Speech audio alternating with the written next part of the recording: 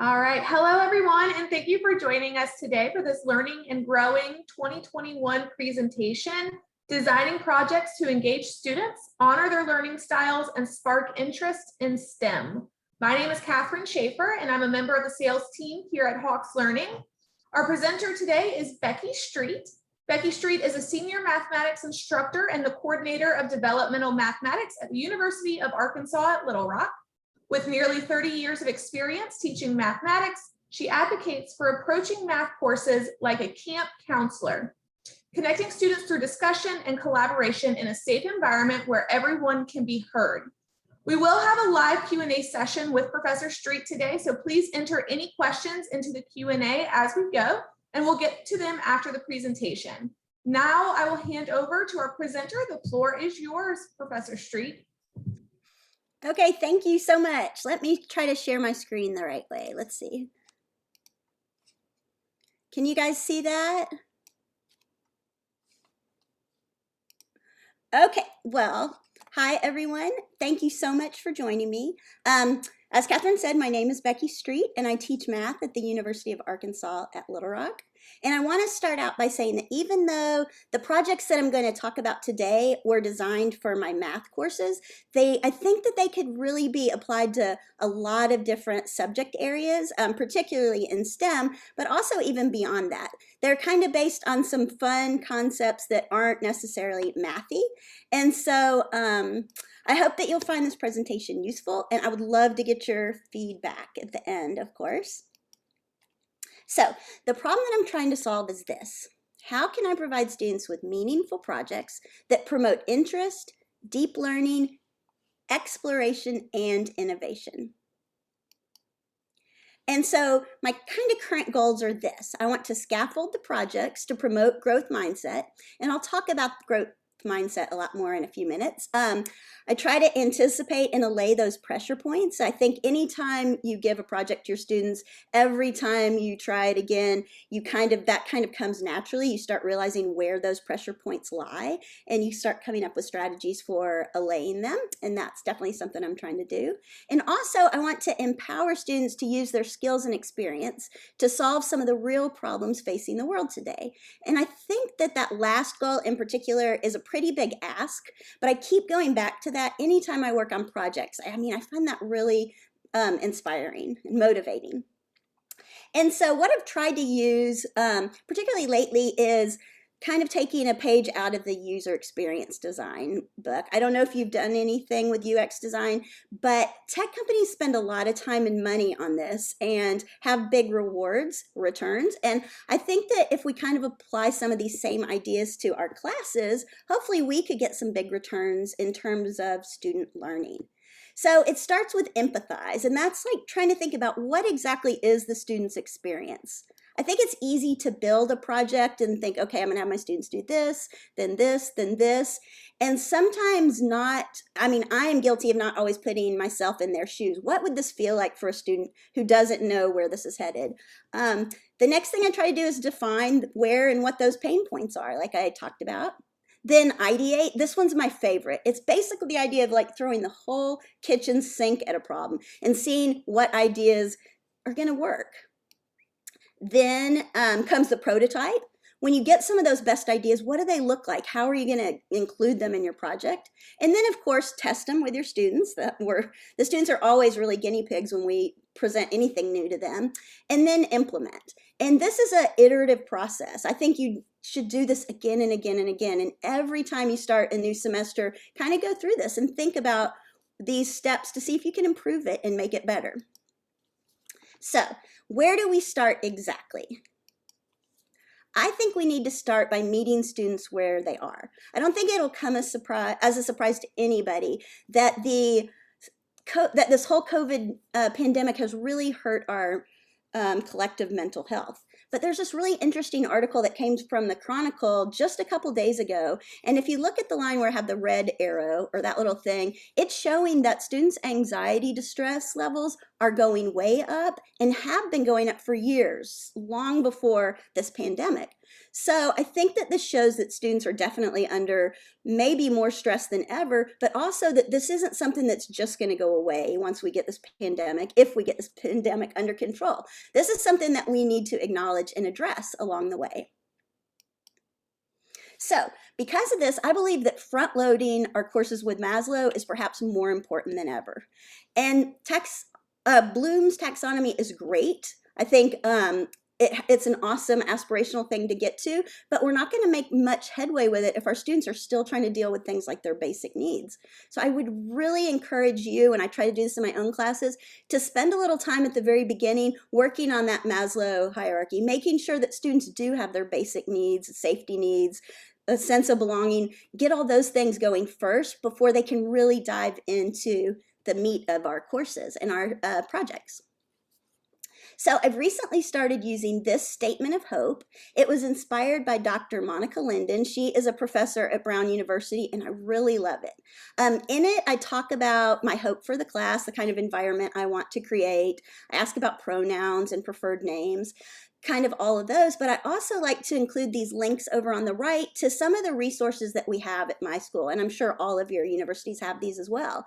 I've been so surprised by how some of my students have really responded to this, as this is something that I've never done before. I guess I didn't even realize that it was missing, and I do know that students appreciate it. I have had students who were surprised that our university even had a food pantry, and so I think this is one good way of that we could all reach out to our students and show them some of the resources that are already available. A lot of these resources they've actually technically paid for, right? Like the counseling and student services, that's all part of their fees. And many of them don't know that those resources are there. And I hope to kind of normalize it, make it easy for them to find where they can get those, and to give them a sense that I care about them, not only inside the classroom, but outside as well. If you haven't used one of those, I strongly encourage you to. Okay, so this is my favorite part, and it is the gamification part. I've never considered myself a gamer, but I am a total sucker for apps that use some of those gamification techniques. I've tried learning French for years, and I always end up quitting. I'm not good at it. But over COVID, I discovered Duolingo. I don't know if any of you guys have tried it, but it is so fun, and I am completely addicted to it. In fact, some Sunday evenings, my husband and I are both on our phones trying to get to the top of our leaderboards. And I would love to create something like that for my students. I don't have the technical or programming know-it-all how to do those more complex things, but there are some super simple things that I've added to my classes that I think are kind of getting me there a little bit, that are kind of fun. I think that using avatars and badges can empower students and make real connections between what they're actually learning and what the student learning outcomes are. Most students don't care about SLOs. They're never going to read that part of the syllabus, but I like them to associate with what they're doing with those skills of analyzing, critiquing, things like that, and realize that math is not just about number crunching. There's a lot more to it. And I think badges are a good way to kind of show that. So at the beginning of each semester, I always ask my students to create their own avatars if they don't already have them. Some of them have avatars that they kind of brand themselves and use them on everything. But one really fun website is this one that's showing right here is getavatars.com. And all of these sites that I'm showing you, they're all free, or at least I use the free versions of them. I don't have any financial stakes in them, unfortunately. But if you don't know about some of these, I just want to kind of point out some that I really like and that are fun to use. And this is a great way to build a little bit of personality into your avatar. This site in particular, you can custom make your avatar, but it also has a random button, and it's always fun to click on that and see what it comes up with. But I think it's a great way to encourage students to express something about themselves. And the next kind of gamey thing I do is I create a Hall of Fame. I do badges. The one that's kind of in turquoise right here, and it was on my earlier slide, those are kind of what my badges that I'm using right now look like, and they all use Bloom's taxonomy verbs. But if you see here, I showed you lots of different kind of badges. I just made up some of these really quickly on Canva. It's a really cheap, easy thing to do. And you can create a Hall of Fame. I've done it in two different ways. The one that's kind of towards the bottom left, this one's done on a Google Jamboard. And so each student picks a board, they upload their avatar, and then they add their name, initials, or whatever they want, however they want to express themselves on there. And then I go through and add their badges as they earn them. The other one to the right is one that's done on Padlet, same kind of idea. So those are just two easy ways to do it, and I think they're pretty fun. Now, I'll tell you, not every student cares about this at all. Some students just don't care, but there are a lot of students that love it. In fact, I have some students that get super irritated with me if I haven't uploaded their badge as soon as they earn it. So I think the point is to offer students a variety of ways to let them feel seen and rewarded. Okay, so now let's go to some project-specific ideas.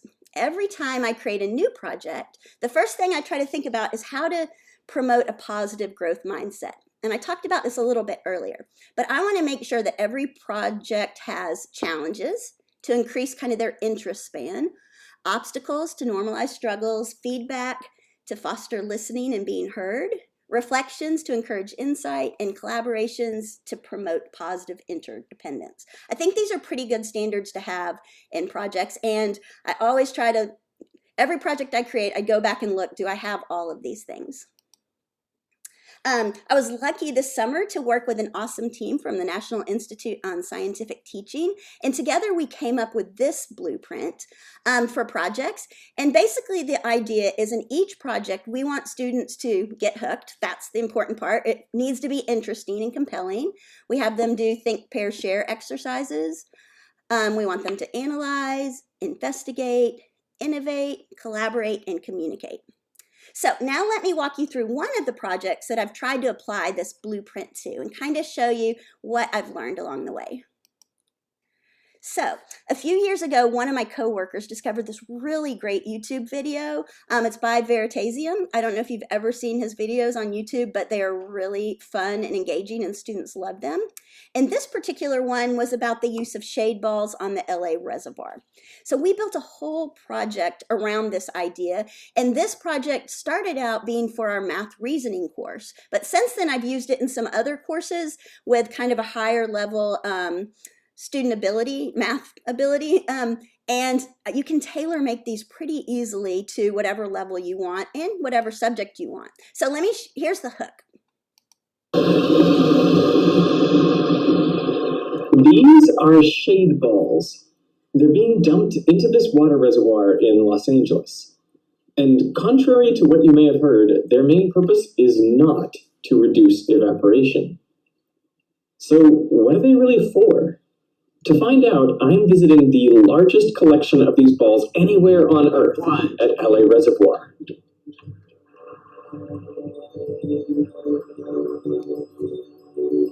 $96 million shade balls. That's correct. 96 million. It's very rare for you to see 96 million of anything.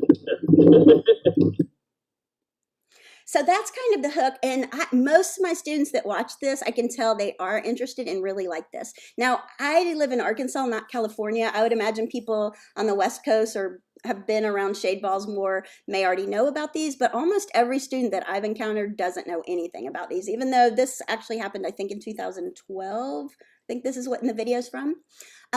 But anyway, for the next step, I developed two different approaches to doing the think, pair, share. And the two approaches, one is for like if your classes meet synchronously, and the other is if they don't. So let me share those with you. This is the synchronous version. So whether it's face-to-face or on Zoom, we first watch the entire video. Then I ask them to participate in a poll about what do they think about shade balls. Does it seem like a good idea or not? I have them pair up, or sometimes not pairs, but in small groups, either in a breakout room or just in little groups in a classroom. And then they share their ideas with their little groups. Then we all get back together for a class discussion and talk about it there. And then I ask them to rethink, did the discussion change their mind at all? So I do another poll just to kind of reinforce in their mind what they do think about this. For my asynchronous classes, I try to achieve that same basic idea, but I do it on a Padlet so people can just post it times that are convenient to them. And I ask them to post at least 2 pros and 2 cons about this idea, and then also to comment on other students' posts. So it basically works like a discussion board. Okay, next I tell them to imagine that our local reservoir, we have one in Little Rock, imagine that it has the exact same problems that the LA reservoir had. And so maybe the city council is trying to decide if we should use the shade balls on our reservoir. So here I asked them to do things like calculate the number of shade balls that our reservoir would require, or how much water would it require to manufacture those balls? What would the total cost be? And this is kind of a low stakes assessment I have them do early on in the project. Because my hope is that their findings from this will help contribute to their overall understanding of the project as we move on.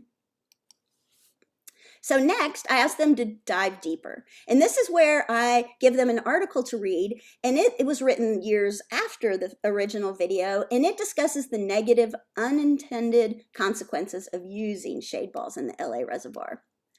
In the first iterations of this project, I would just dump all this material at once on my students. So they knew from the very beginning that shade balls ended up not being such a good idea.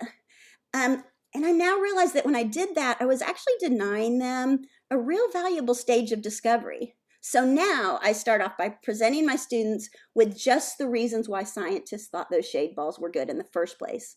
I let them work through those first steps of the project with just that knowledge. Of course, there are some students who on their own will go out and dig a little deeper, which I think is amazing, but I don't give them that extra information at first. So I do wait, and then I wait to introduce them the news that there are some big problems with shade balls and that actually most reservoirs no longer use them.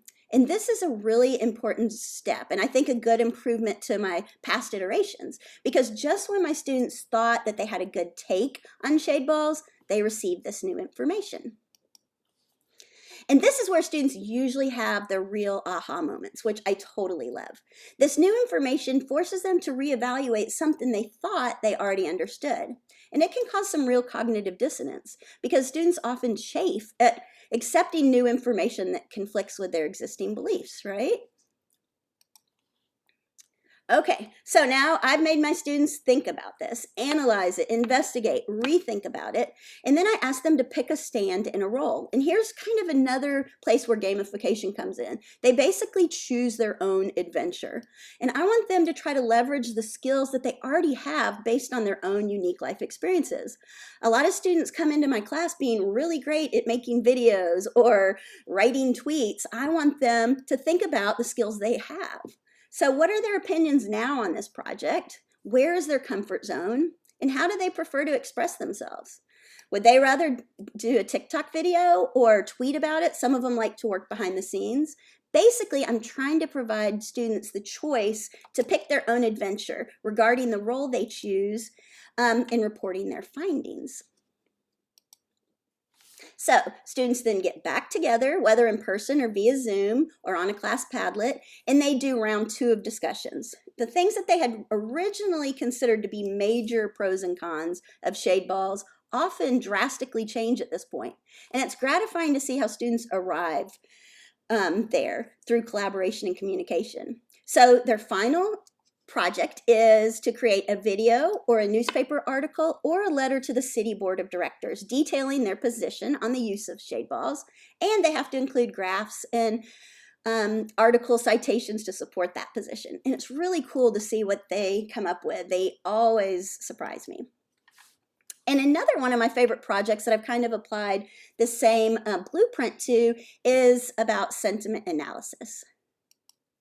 And the hook for this project is from hedonimeter.org. And if you've never played around on this site, you should, because it is pretty freaking cool. It really is. Basically, they scrape data from 10% of all of the tweets from around the world. They then delete all of the stop words, like the words that don't have meaning as far as like the, she, and with the words that are left, they give those words a happiness rating. And the average daily happiness ratings are then graphed and correlated with major events. So Christmas Day, for instance, is always one of the happiest days of the year, according to the Hedonimeter, and by extension, Twitter. And it's really fun to play around on this site because you can zoom in to like just a week to when they first started this project, I think in 2009 or 12. Sorry, I don't remember exactly, but you can see a lot of different information. It's really fun. I also show students this word list to give them some idea of how these words are rated. Like in this instance, and these ratings change depending on whatever algorithms Hodometer uses, but for instance, laughter is the highest rated word right now. Happiness is second. The very lowest rated is terrorist and suicide. And so kind of gives them a sense of how the Hodometer is working. And a lot of rich discussions could be had about things like trying to quantify qualitative data, right? That's a tricky thing. We talked about how this represents a very specific subset of society. These are from Twitter users, right? What does that mean? What does it say about the data? And I love to show them this comparison. This is comparing the first quarter of 2015 to the first quarter of this year. And it's fascinating to hear them discuss this. And because if you look at this, according to the Hodometer, the low point of 2015 was the day that Zayn left the band One Direction. That was the lowest point all year, or at least all quarter. And still, notice it's not nearly as low as most of the days of the beginning of 2021. And it's interesting to talk about, what does this mean? Does it mean anything? All of the factors that are there. Maybe in 2015, people texted about less serious things, and now they're more serious. It's really a great opportunity to get students to do some critical thinking. So I next asked them to do their own web scraping about whatever topic they want to choose, and they need to find ways to quantify that data. And the idea for them is to tell a compelling story using data from social media. I have them create elevator pitches to explain their ideas and to also try to collaborate and come up with teams. Some students prefer to work on their own, but oftentimes they work as a team. And it's really fun to watch this stage because students get very invested in their ideas, which I love to see. Their final projects are fascinating. This is a snapshot from a gallery walk that my students made on a Padlet.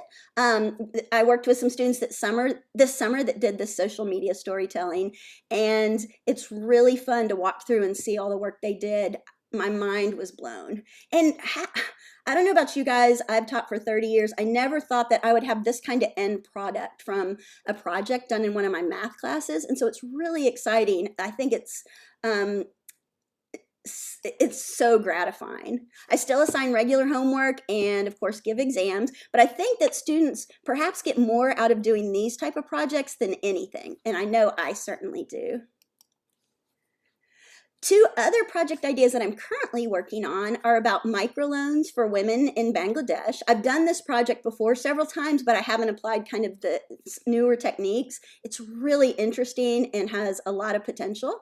And then also bicycles in Amsterdam, the parking situation. I don't know if you've ever seen any videos about their parking lots for bikes, but they're crazy and interesting. And I think that's another one that is really fun for students, and you could apply this to whatever your subject matter is, I think.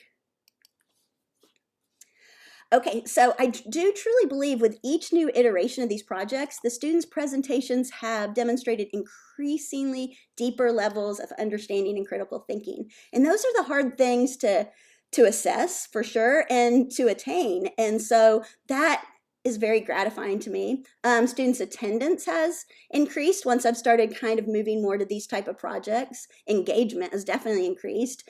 My DFW rates have decreased, and these are a lot of fun to read because every single one of them is unique, and you find stuff in there that you never thought students would say.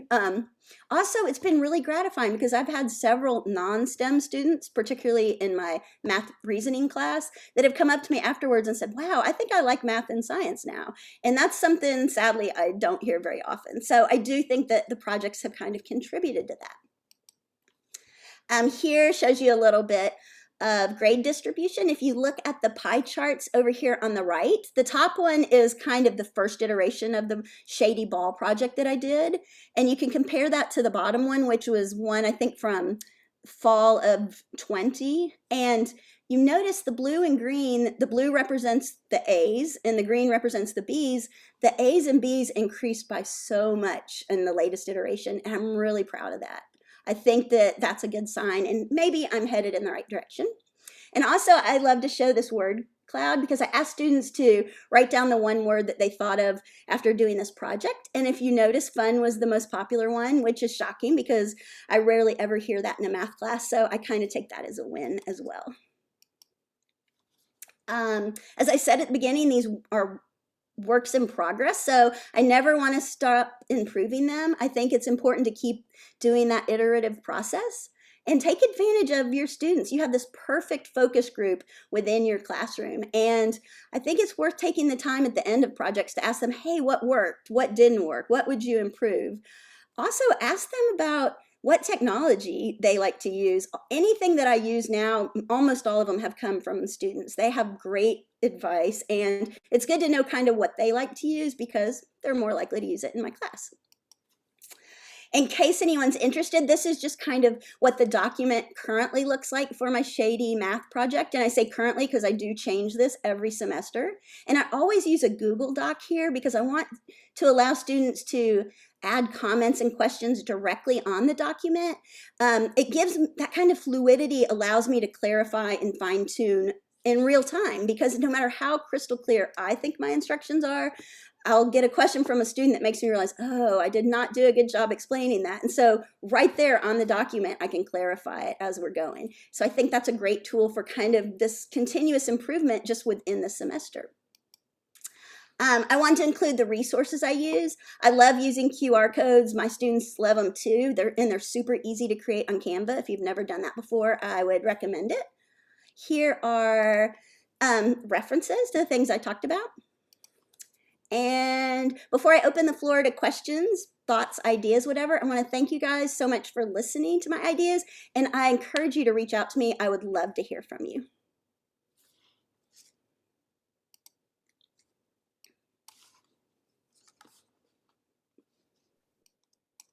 Thank you so much, Professor Streett. Again, if you have any questions, feel free to chat those in or put them in the Q&A that you find at the bottom of the Zoom screen. And we'll wait for a couple of those to come through. I did have two that have already come in. The first one is, do you see students still being engaged with these projects when in a virtual setting? Yeah, in fact, really, I've seen more engagement since we've gone virtual. I think a lot of that is just because I've done a better job at fine-tuning these projects. So I'll be very interested to see what it's like when we go totally back face-to-face. I'm hoping for even more engagement, but I've been pretty happy with it. I think that I've had a really good response to this part. Not so much to doing the homework and studying for tests, but this part has kind of worked out okay in the virtual setting. Wonderful. The other question is, how many projects do you typically do in a semester? Okay, so normally I do 3 or 4 projects, depending on the class. For my math reasoning course, that is really project-based. We only have 1 exam, so I do 4 in that one. And college algebra, usually I only am able to do about 2 or 3. I'd love to do more, and I'm trying to get more there, but it's a little harder in those courses that students that have so much required material that you have to get through for them to be able to succeed in their next class. Wonderful. The last question that we have coming in, again, as a reminder, feel free to throw those questions in Q&A. The last one is, do your colleagues also use these projects? Do you guys collaborate on these together? Yes, absolutely. In my math reasoning class in particular, Melissa Hardiman, who's the one that actually discovered that shade ball video, she is a fascinating person and always finds really fun things. But she was kind of the one that got me started on this, and we definitely collaborate. And for our math reasoning class, besides the 2 of us, most of the other instructors are TAs. And so we try really hard to have really good frameworks for them set in place, so when they take over whatever project they're doing, that they kind of know what to do. Wonderful. Another question just came in. Do you use a Google Drive doc that you created a separate Gmail for, or do you feel comfortable using one that you have other personal information in? Oh, that's a really good question. I use the one that's associated with my school email account. And maybe I should be more careful about doing that. I've never had a problem that I know of by doing that. I usually am very particular about how I share those. I don't just share them with anyone on the, anyone with the link. I'll share them with people within my university. I don't know if that answers your question. Perfect. Well, it looks like we're about out of time today. Thank you again, Professor Streett, and thank you all for attending today. If you or any of your fellow instructors are interested in presenting for our Learning and Growing webinar series, please submit your proposals to the Learning and Growing website, which I'll link in the chat. Also, if you have any questions, please direct them to us at marketing@hawkslearning.com. We will be emailing you a link to view the recording of this webinar once it is available. Thanks again, and I hope everyone has a great rest of the day. Thanks. Bye.